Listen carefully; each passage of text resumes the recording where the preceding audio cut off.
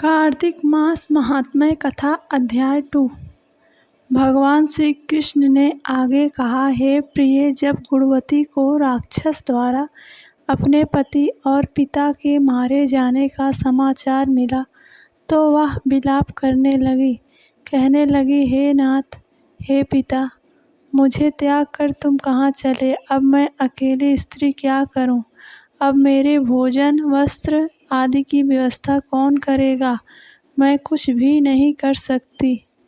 मेरी रक्षा कौन करेगा? मैं कहाँ जाऊं? मेरे पास तो रहने के लिए भी कोई जगह नहीं है। इस प्रकार विलाप करते हुए गुणवती धरती पर गिर पड़ी और बेहोश हो गई। बहुत देर बाद जब उसे होश आया तो वह फिर से करुण विलाप करते हुए शोक सागर में डूब गई। जब कुछ समय पश्चात वह संभली तो उसे ध्यान आया कि उसे क्रिया करनी चाहिए जिससे उनकी गति हो सके। इसके बाद उसने अपने घर का सारा सामान बेच दिया और उससे प्राप्त धन से अपने पिता और पति का श्राद्ध आदि क्रम किया। बाद में वह उसी नगर में रहते हुए 8 पहर भगवान विष्णु की भक्ति करने लगी। उसने नियम पूर्वक सभी एकादशियों का व्रत और कार्तिक महीने में उपवास और व्रत किए। हे प्रिय, एकादशी और कार्तिक व्रत मुझे बहुत ही प्रिय है।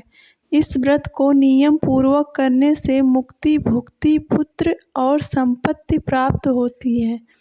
कार्तिक मास में जब सूर्य तुला राशि पर आता है तब ब्रह्म मुहूर्त में उठकर स्नान करने और व्रत का उपवास करने वाले मनुष्य मुझे बहुत प्रिय हैं, क्योंकि यदि उन्होंने पाप भी किए हों तो भी कार्तिक स्नान व व्रत के प्रभाव से उन्हें मोक्ष मिल जाता है। कार्तिक के महीने में स्नान, जागरण, दीपदान और तुलसी के पौधे की रक्षा करने वाले मनुष्य साक्षात भगवान विष्णु के समान माने गए हैं।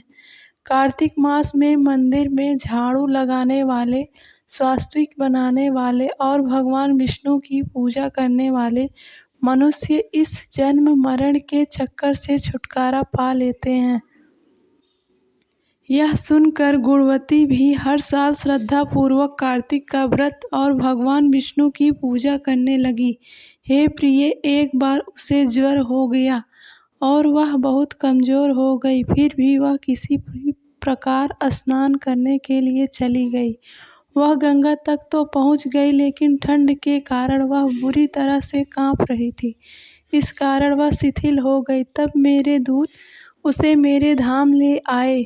बाद में जब मैंने कृष्ण का अवतार लिया तो मेरे गण भी मेरे साथ इस पृथ्वी पर आए, जो इस समय यादव हैं। तुम्हारे पिता पूर्व जन्म में देव शर्मा थे, तो इस समय सत्राजित हैं।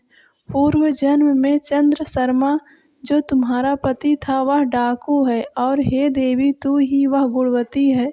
कार्तिक व्रत के प्रभाव के कारण ही तू मेरी अर्धांगिनी हुई है। पूर्व जन्म में तुमने मेरे मंदिर के द्वार पर तुलसी का पौधा लगाया था।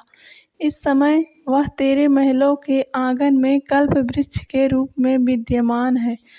उस जन्म में जो तुमने दीपदान किया था, उसी कारण तुम्हारी देह इतनी सुंदर है और तुम्हारे घर में साक्षात लक्ष्मी का वास है। चूँकि तुमने पूर्व जन्म में अपने सभी व्रतों का फल पति स्वरूप विष्णु को अर्पित किया था, उसी के प्रभाव से इस जन्म में तुम मेरी प्रिय पत्नी हुई हो।